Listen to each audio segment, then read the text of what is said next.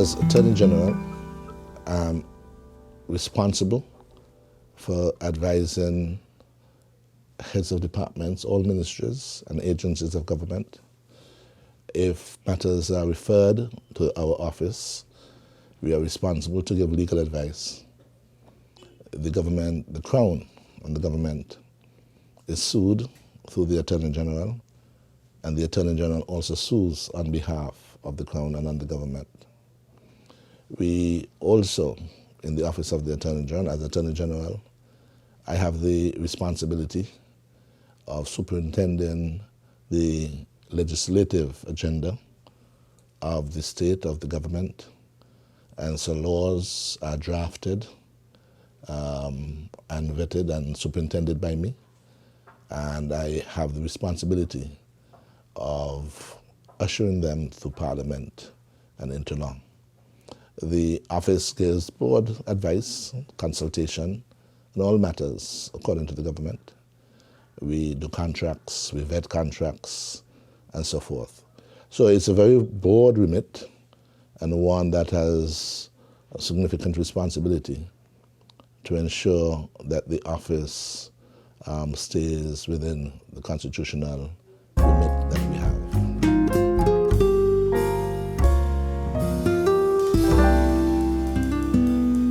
I'm very proud that we have gotten a ranking equal to the best in the Caribbean, the CARICOM region. We are clearly number one in the OSS region, and we are tied with Barbados when it comes to the wider CARICOM area. I think it's number 29 in the last report worldwide. It means that we as a country have been fulfilling our promise to adhere to the rule of law, that there is fairness in what we do. We clearly have made sure that we are working to have greater access to justice. We ensure that there are no questions of brutality and no abrogation of rights of citizens. We work towards that. That our citizens feel that they have equality before the law. Our judiciary is impartial. When it comes to the question of rule of law, it's really an ethos, a sort of way in which we govern and spreads out into all aspects of our life, whether it's in social programs and economic programs. For instance, if we had to speak about, say, the poverty alleviation program, where more than 4,000 of our citizens' households get some support, financial support monthly, $500 to a household earning less than $3,000 per month. There's that issue of good governance, that regardless of whatever it is, every citizen has an equal opportunity to benefit from what is the services that are available by our government.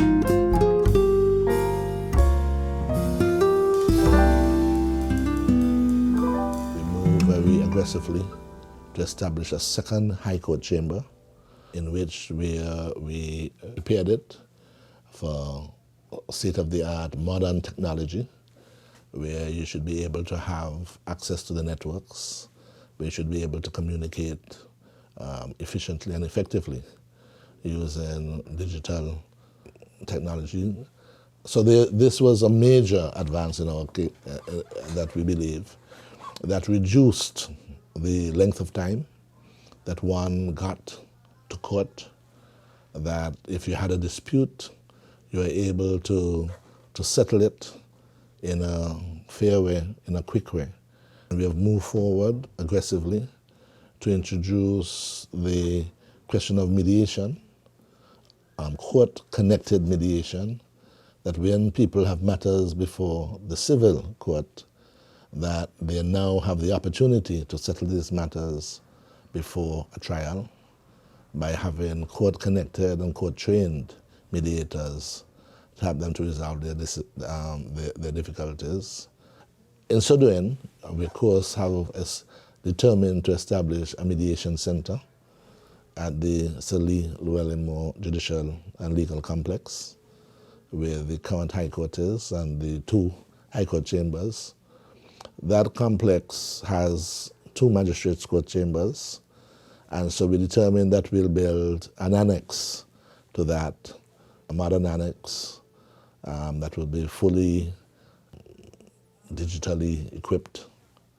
And there we would have a mediation center with three conference rooms for people to meet and resolve their differences. But it also house a third Magistrates Court chamber that would also help to reduce the backlog of matters in the Magistrates Court and improve access to justice at the magistrate or summary court level. So these are areas where we hope that would help the general public, our citizens, our communities, to be able to have improved access to justice, that they'll have, as it was, a sense that the law is what governs us and that we adhere to laws in this way. We ourselves went and we have established a commission. We appointed one a year ago. The chairman himself thought he should resign. We have reappointed a new chairman in the person of retired Judge of the High Court, Justice Pauletta Lance. And there are two other members of the commission, in Mr. Freddie Knight and Ms. Carol Body, who both sit with her. We have established an office that has been set up with an office manager and staff. We have recently appointed retired Director of the Audit, Mr. Edwards, Albert Edwards, to be the CEO and to manage that. And we are in dialogue to be able to establish over the next few weeks the establishment for those who have to and must submit declarations of their assets, should do so, and the commission would manage that. That is basically the work of that commission, to review, to ensure that public servants do not step out of the straight and narrow, that we are able to ensure that there's no corruption in government. And so that really is one measure by which the Integrity Commission will function.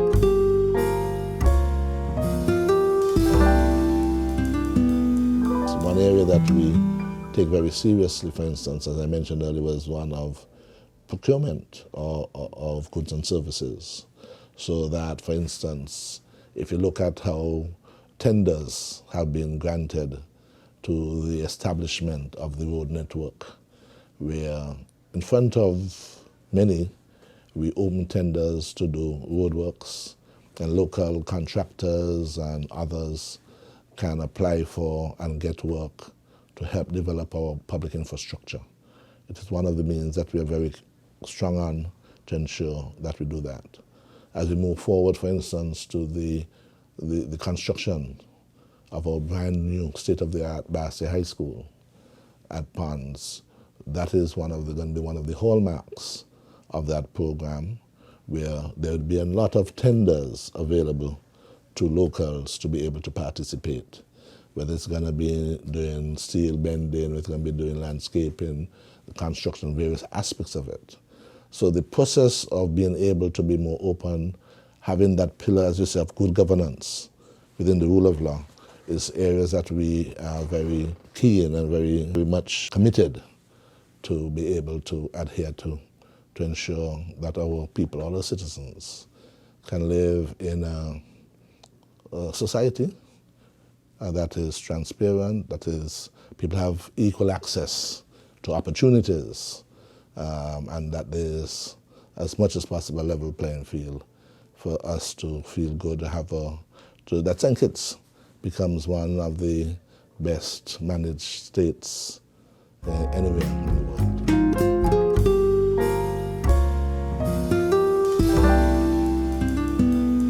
PIA is a preliminary inquiry, if you have certain types of charges, certain offenses require that there be a preliminary investigation by a magistrate, by a summary court, before it's sent to the High Court to be dealt with. And there has been legislation that has been passed that allows now for that preliminary inquiry to be done away with because it constituted a delay.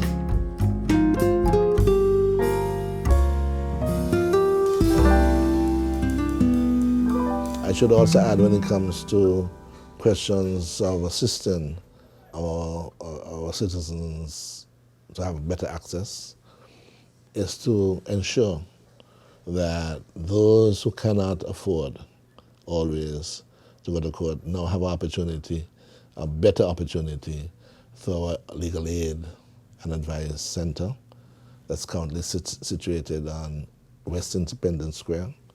The director of the Legal Aid Center, Ms. Alethea Gams, has done an exceptionally good job in being able to carry this advice center, this legal aid center, to the community around the islands.